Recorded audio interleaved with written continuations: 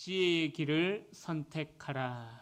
지혜의 길을 선택하라 제목으로 말씀 나눌 때에 하나님께서 오늘도 우리에게 은혜 주실 줄로 믿습니다. 우리는 모두가 다 인생이라는 이 삶을 살아가면서 무엇이 우리가 나아갈 올바른 방향인가, 또 어떤 길이 올바른 길인가 늘 그것을 고민하면서 우리는 살아가고 있습니다. 그래서 이 인생길에서 방황하지 않기 위하여서 말씀을 통하여서 우리 그리스도인들은 가장 먼저 하나님의 말씀을 통하여서 우리가 나아갈 길, 우리가 걸어갈 길의 어떠한 과정들을 깨닫게 된다라는 거죠. 그리고 또 여러 가지 주변의 도움, 유명한 분들의 강연이나 또 좋은 서적들이나 그런 매체들을 통하여서 우리는 바른 길을 걸어가도록 도움을 받기도 합니다. 방황하는 인생을 살지 않기 위해서 또 우리는 주변에 있는 이웃들에게 또 도움을 요청하기도 하죠. 그런데 주변 사람들이 이 길이 바른 길입니다 라고 제시하는 그 길을 가만히 들어보면은요, 그 길 또한 자기 입장에서, 그 사람의 입장에서 지극히 주관적으로 바른 길이지 객관적으로 볼 때에는 똑같이 그 사람이나 나나 길을 찾아 헤매는 것 같은 그러한 생각이 들 때가 많이 있습니다. 특별히 우리 고3들, 이제 수능을 치르는 학생들은 지금 아주 중요한 길목에 서 있죠. 이 길목은 단지 대학 입시라는 그런 하나의 문이 아니라 앞으로 어떤 인생을 걸어갈 것인가, 조금 안타깝기도 하지만은 시험으로 그 인생이 걸어갈 길을 결정한다라는 그 사실이 조금 안타깝기도 하지만은, 그러나 한국에 사는 이상 어쩌겠습니까, 그죠? 이 시험이라는 것을 통해서 그 사람의 어찌 보면은 됨됨이까지 판별하는 그런 기준이 되어 버린 그러한 시대가 됐지 않습니까? 자, 그래서 이 시험을 통해서 우리 수능생들은 앞으로 어떤 인생을 살아갈 것인가, 그것을 결정하게 된다. 또 방향의 선택이기도 합니다. 그래서 세상은 이야기하죠. 좋은 대학에 들어가야 된다. 저 역시 제 딸들에게 이야기할 때 네가 한국을 떠나지 않는 이상 공부해야 된다. 한국에서는 공부해야 먹고 살 수 있다. 하여튼 그렇게 제 딸에게 농담처럼 그렇게 이야기하는데요. 그래서 세상은 좋은 대학에 들어가야지 좋은 인생을 살아간다. 세상의 기준은 그렇게 이야기를 하고는 합니다. 또 성공하려면은 남보다 앞서야 된다. 그렇게 이야기합니다. 그러나 오늘 우리가 읽었던 이 성경에서는, 하나님의 말씀에서는 전혀 다른 길을 우리에게 제시해 주고 있습니다.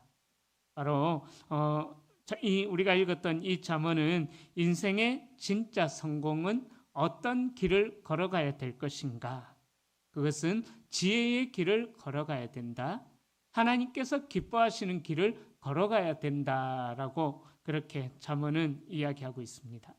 자, 이 잠언 말씀에 비추어서 생각해 보실 때 사랑하는 우리 성도님들은 과연 어떤 길을 걸어가고 계십니까? 또 그 길을 걸어가시는 동안 어떤 마음을 품고 걸어가십니까? 하나님의 말씀이 알려주는 길은 우리 인간적인 생각으로 생각해 볼 때 왠지 좀 돌아가는 것 같고 그냥 바로 가면 될 걸 갖다가 괜히 하나님께서 한 번 더 돌리시는 것 같은 그러한 생각이 들 때가 있습니다. 그러나 하나님의 말씀이 알려주는 길은 우리 인간의 생각으로는 돌아가는 길처럼 보인다고 할지라도 그 길은 가장 정확한 길이요, 또 틀어지지 않는 길이요, 또 우리를 바르게 인도하는 지름길이 될 줄로 믿습니다. 오늘 이 잠언 말씀을 통하여서 우리가 걸어가고 있는 이 인생길이 정말 바르게 걸어가고 있는가, 그것을 우리 스스로 한번 생각해 보시면서 또 우리 자녀들에게도 이 바른 길을 말씀으로 제시해 줄 수 있는 우리 부모님들이 다 될 수 있기를 소망합니다. 자, 본문은 우리 인생이 걸어가야 할 지혜로운 길은 이 길을 걸을 때 무엇을 얻게 되고 또 그 지혜로운 길을 걸어가기 위하여서 무엇을 지켜야 할지 이 잠언 말씀은 우리에게 이야기해 주고 있습니다. 오늘 본문뿐만 아니라 잠언 1장부터 31장까지 있는 이 전체를 보면은요, 늘 이 잠언 말씀에는 두 가지의 길을 대조하고 있죠.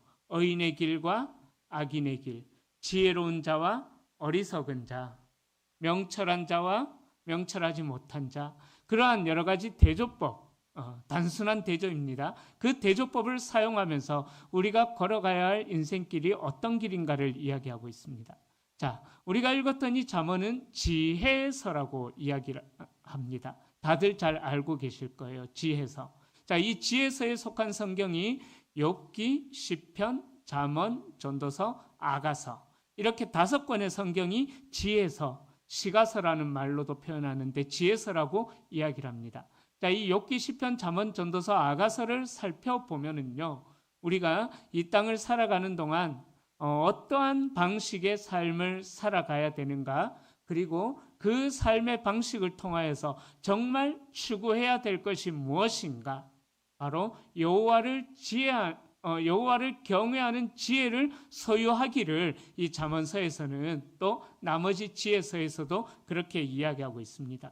우리가 지혜서 중에 한 성경이 시편 1편만 봐도 그렇죠. 시편 1편에서 제시하는 복 있는 사람은 그리고 악한 사람은 어떠한 길로 다닐 것이다 라는 그러한 이야기들을 시편 1편에서 이야기하면서 정말 복 있는 사람은 여호와의 말씀을 날마다 주야로 묵상하면서 말씀이 주는 지혜로 살아가는 사람이 지혜로운 사람이다라는 것을 이야기하고 있죠. 그 지혜가 다윗에게 하나님께서 주셨는데 그 다윗의 아들인 솔로몬에게 또 지혜가 전가가 되어지고 그렇게 솔로몬을 통해서 이 잠언이 또 기록이 되어졌다라는 거죠.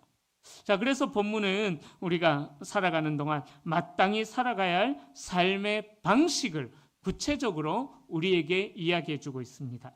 잠언에서는 계속해서 지혜를 소유하는 것이 가장 중요한 것이다 라는 말씀을 거의 1장부터 31장까지 계속 반복해서 말씀하고 있습니다.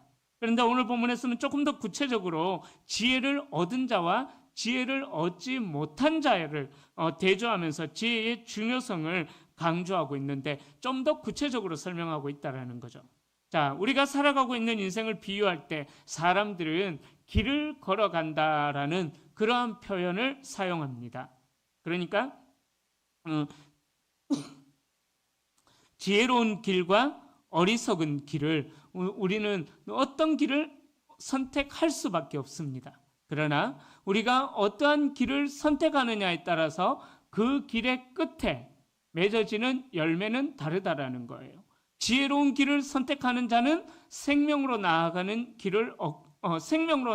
열매를 얻게 될 것이고, 어리석은 길을 선택하는 자들은 사망으로 나아가는 열매를 얻게 된다라는 거죠. 그리고 그 길의 방향을 결정하는 가장 중요한 요소가 우리의 마음이다라는 것을 이 잠언 4장에서는 그렇게 이야기하고 있습니다. 바로 우리가 이 인생길을 걸어가는 동안 좌로나 우로나 치우치지 않게 하는 능력이 우리의 마음에서부터 나오기 때문에 이 잠언에서는 이 지혜로운 길과 어리석은 길을 제시하면서 그리고 그 길을 걸어가기 위해서 우리의 마음을 잘 지킬 것을 또 20절 뒷부분부터 그렇게 또 말씀하고 있습니다. 자, 그래서 10절에 보면은 내 아들아 받으라 라고 말하면서 아버지는 아들에게 인생의 방향을 결정하는 지혜를 설명하기 위하여서 길이라는 표현을 비유적으로 사용하고 있습니다. 왜 아버지의 말을 받아야 하는지 그 이유를 제시하고 있죠. 자, 아들이 아버지의 말씀을 듣고 순종해야 되는 이유, 아버지로부터 가르침을 받아야 하는 이유, 여기서 아버지는 그 하나님께서 주시는 지혜를 소유한 자를 의미합니다. 그 지혜가 아버지에게 있는 자들, 우리 부모님들이 하나님께서 주시는 지혜를 소유한 자들을 전제로 하고 이야기하는 것입니다. 자, 그래서 그 하늘의 지혜를 가진 아버지로부터, 부모님으로부터 가르침을 받아야 하는 이유는 말씀드렸던 것처럼 그 길의 끝에는 생명이 결정되어져 있기 때문이라는 거예요. 아들이 아버지의 말씀을 듣고 순종해서 지혜로운 길과 정직한 길을 걸어갈 때에 어떠한 결과를 얻게 될 것이냐? 생명을 얻게 된다라는 것을 말씀하고 있습니다. 우리 자녀들을 훈계할 때 그런 생각들이 많이 드시잖아요. 그죠? 아이고, 이 녀석아, 말 좀 들어라. 말 좀 들어라. 엄마 아빠 말 들으면 자다가도 떡이 나온다고. 근데 가만히 생각해 보면은 자녀는 그 떡을 먹고 싶지 않은데, 그죠? 우리 부모님이 그 떡을 먹고 싶어 가지고 그 떡을 막 강조하는 경우도 있다라는 거예요. 왜 그럴까 생각해 보면은 말씀이 그 부모님에게서 없기 때문에, 말씀이 주는 지혜가 없기 때문에 세상의 방식으로 똑같이 양육하기 때문이 아닐까, 그렇게 생각이 듭니다. 그러나 오늘 본문에서는 분명하게 아들이 아버지의 말씀을 듣고 순종할 때에, 그 지혜의 길을 걸어갈 때에 우리의 자녀들이 생명을 얻게 된다는 것을 분명하게 말씀하고 있습니다. 자, 그러면서 11절부터는 옳은 길에 대한 아버지의 구체적인 가르침이 제시되고 있죠. 아버지는 아들에게 이미 인생을 살아가는 원리인 지혜를 반복해서 가르쳤고 아들을 정직한 길로 인도했다라고 그렇게 말씀합니다. 아버지가 제시하는 인생의 길을 걸어가는 아들은 어떠한 일이 일어나느냐? 그 걸음이 공고하지도 아니할 것이고 달려갈 때도 실족하지 아니할 것이다 라고 그렇게 말씀합니다. 여기서 12절에 공고하지 않았다라는 그 표현은요, 제한되거나 방해받지 않았다. 그 길을 걸어가는 동안 쉽게 말하면 거치는 것이 없는 그 인생길을 걸어갔다라고 이야기하고 있습니다. 저는 우리 자녀들을 위하여서 기도할 때에 가끔씩 그렇게 하나님 앞에 기도합니다. 하나님, 우리의 자녀들에게 시온의 대로의 복을, 대로의 길을 열어주시옵소서. 거치는 것 없게 하시고 제한되는 것 없게 하시고, 그렇게 하나님 앞에 기도할 때가 있습니다. 바로 오늘 12절에서 이야기하는 공고하지 않다라는 그 의미가 그러한 의미인 것입니다. 지혜로운 길을 걸어갈 때에 전혀 방해받지 않는다라는 거죠. 원하는 대로 발걸음을 내딛어도 거칠 것이 없다라는 의미인 것입니다. 또한 달려가도 넘어지지 않는다라는 그런 의미가 되는 것입니다. 자, 이 지혜로운 자의 복된 길은 19절에 나오는 악인의 길과 너무나도 대조적이죠. 악인은 어둠 속에 있기 때문에 걸려 넘어져도 왜 넘어졌는지를 모른다라는 거예요. 뭐가 내 걸음을 걸리겠는지 모른다라는 거예요. 왜? 지혜가 없기 때문이라는 거죠. 어둠에 있기 때문이다라는 거죠. 그만큼 어리석은 인생을 악인들은 살아갈 수밖에 없다라는 것입니다. 더 쉽게 말씀드리자면은 악인은 원인도 모르는 실패가 계속 이어지는, 희망이라고는 찾아볼 수도 없는 어둠 속에서 살아가는 운명에 처해지게 될 것이다라는 것을 19절에서 이야기하면서 대조적으로 지혜로운 자의 길을 선택하는 자들에게 그러한 은혜가 임할 것이다라는 것을 이야기하고 있습니다. 자, 그런데 하나님의 말씀에 순종하며 또 정직하게 온전하게 살아간다라는 것 참 쉽지 않다라는 것을 우리는, 모든 그리스도인들은 아마 다 느낄 것입니다. 시험과 어려움과 고통은 반드시 있다라는 거죠. 그러나 하나님께서는 지혜로운 길을 걸어가는 자의 인생을 보호해 주시고 또 고난 중에 쓰러진다면은 그 쓰러진 이유를 깨닫게 하셔서 다시금 일어설 수 있도록 하나님께서는 힘을 불어넣어 주신다라는 것입니다. 어떤 자들에게요? 바로 하나님의 말씀을 따라서 그 지혜의 길을 선택하는 자들에게는 그런 은혜를 주신다라는 것입니다. 자, 그래서 인생길을 걸어가는데 우리에게 반드시 필요한 것이 있는데 하나님께서 주시는 지혜가 필요하다라는 것입니다.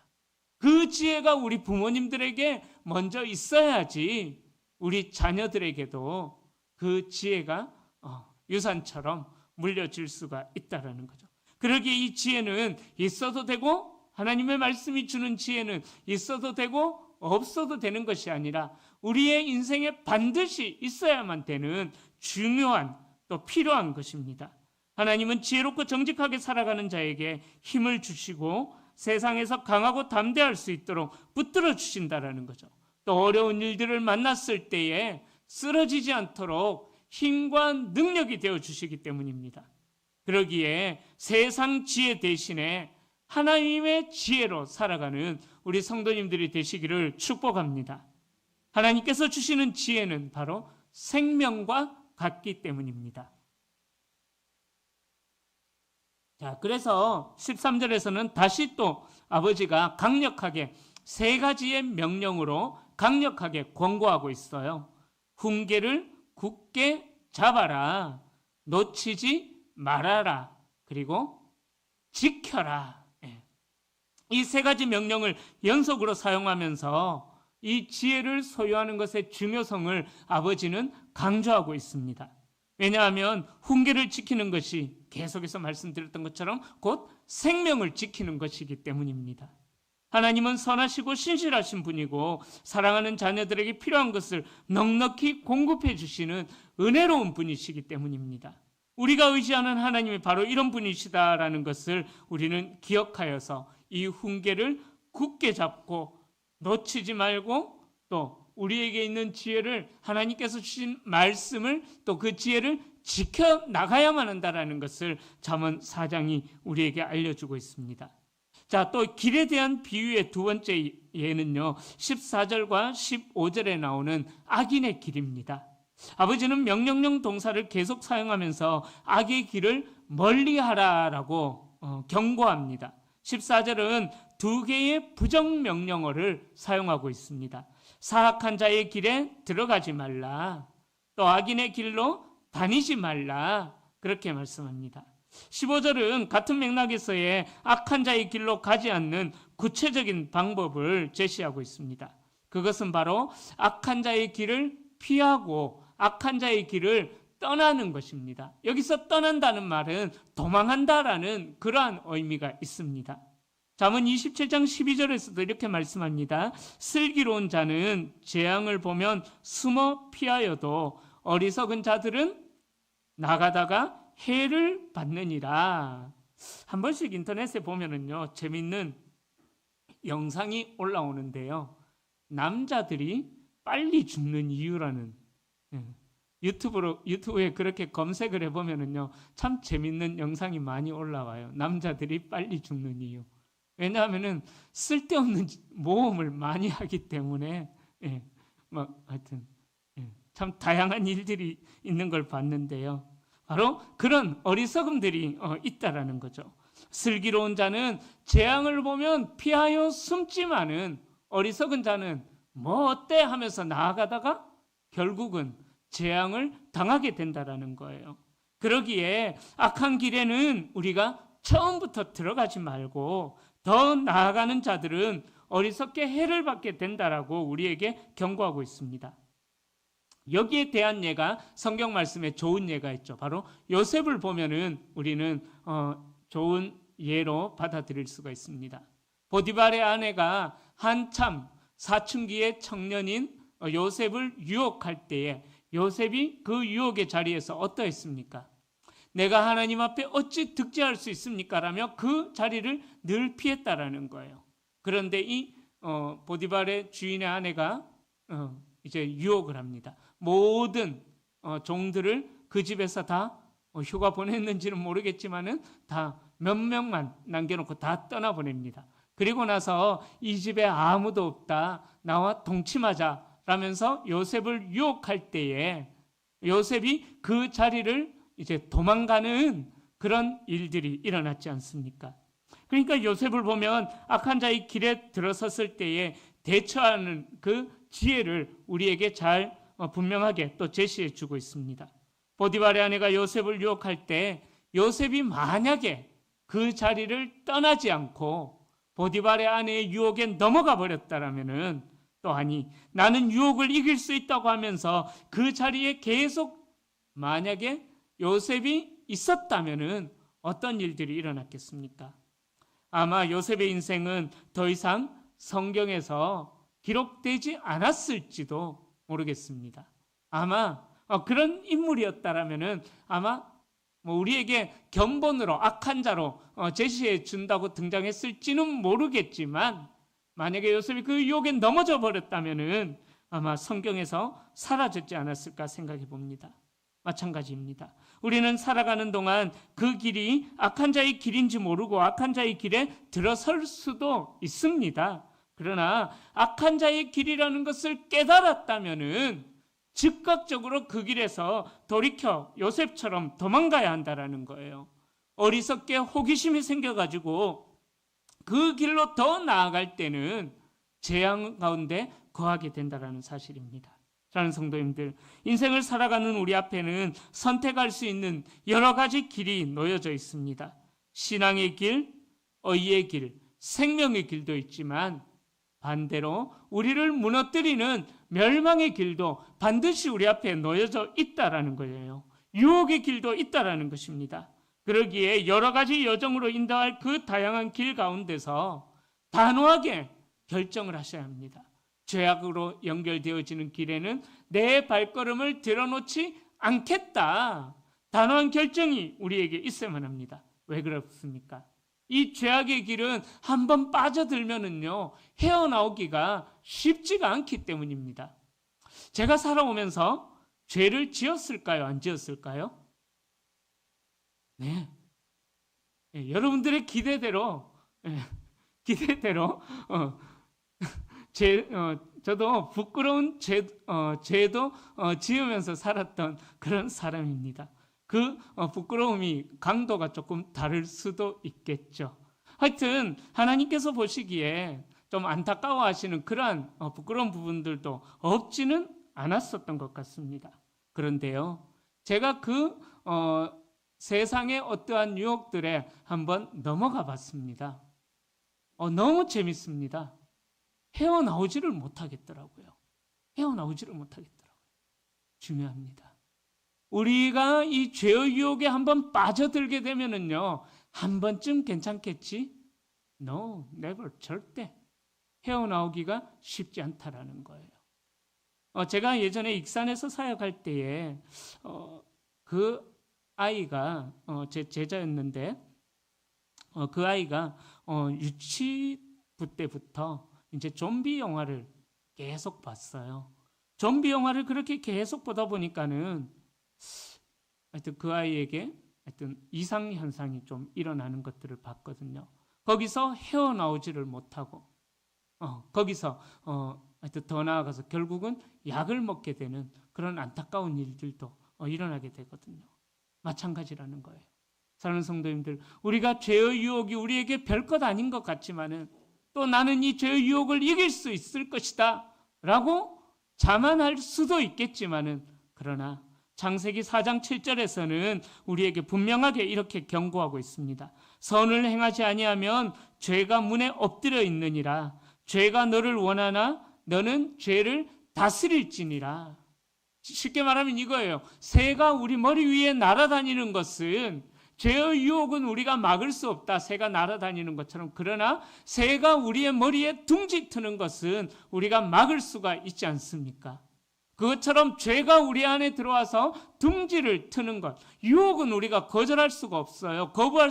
유혹은 우리가 어떻게 막을 수가 없습니다. 그러나 그 유혹이 우리 안에 들어오지 못하도록, 그래서 우리가 죄의 길에 빠지지 않도록 우리가 깨어 있을 수는 있다라는 거죠.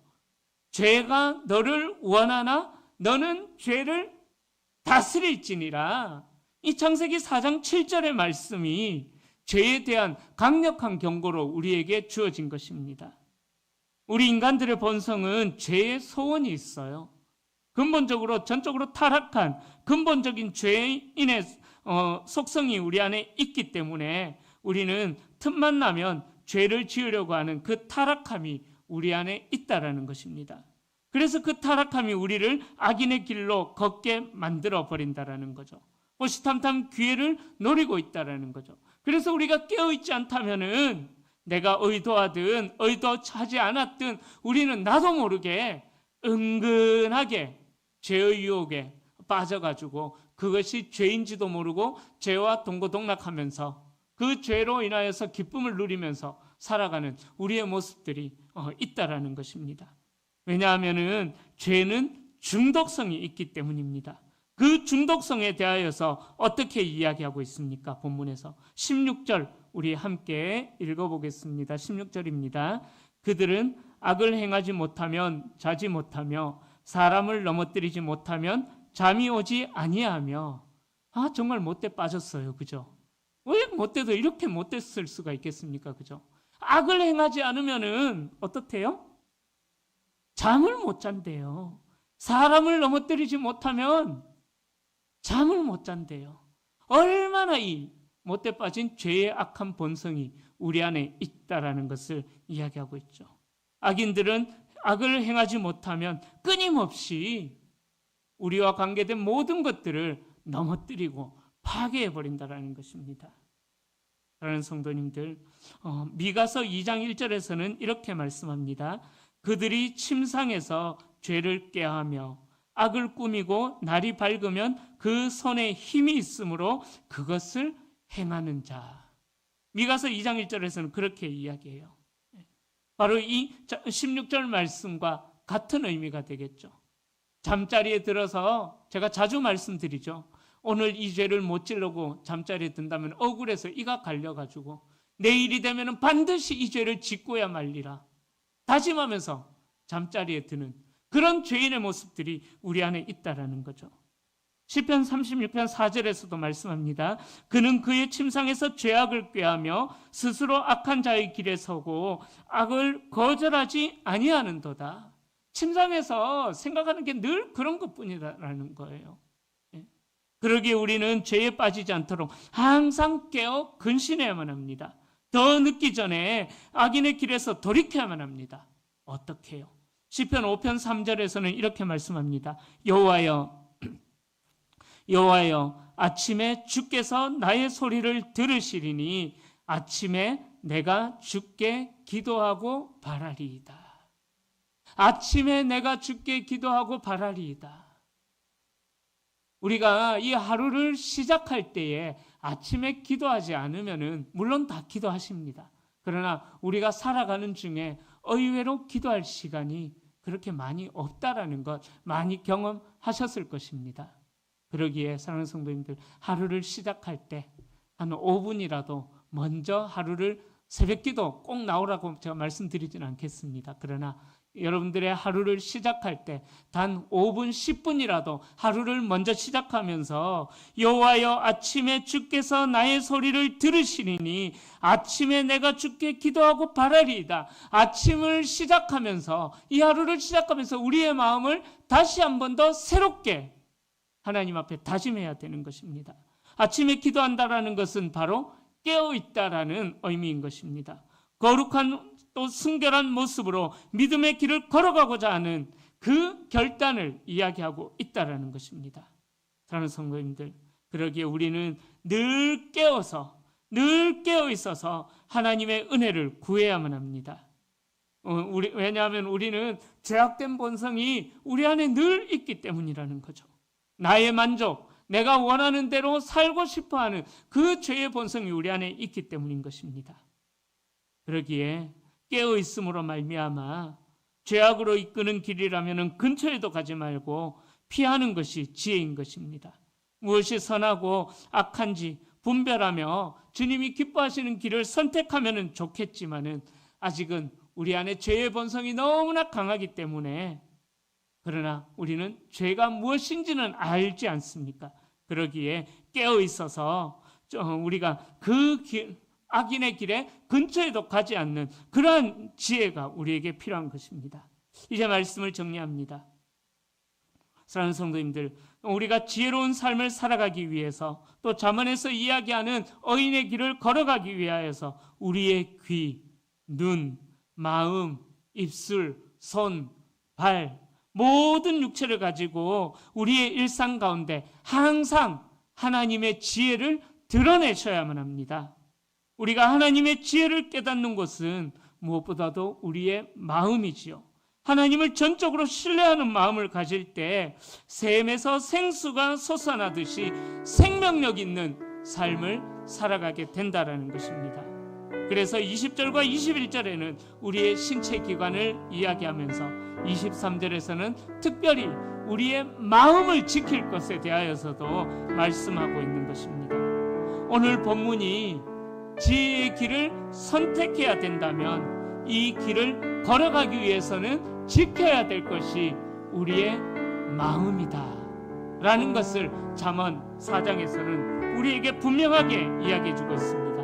오늘 우리 파워 기도회, 또 수능생을 위한 기도회, 어찌 보면은 우리 부모님들을 위한 기도회이기도 합니다. 그러기에 이 잠언의 말씀이 우리 모든 성도님들의 가정을 하나님께서 기뻐하시는 가정으로 살려내고 회복시키는 그러한 말씀이 되기를 축복합니다.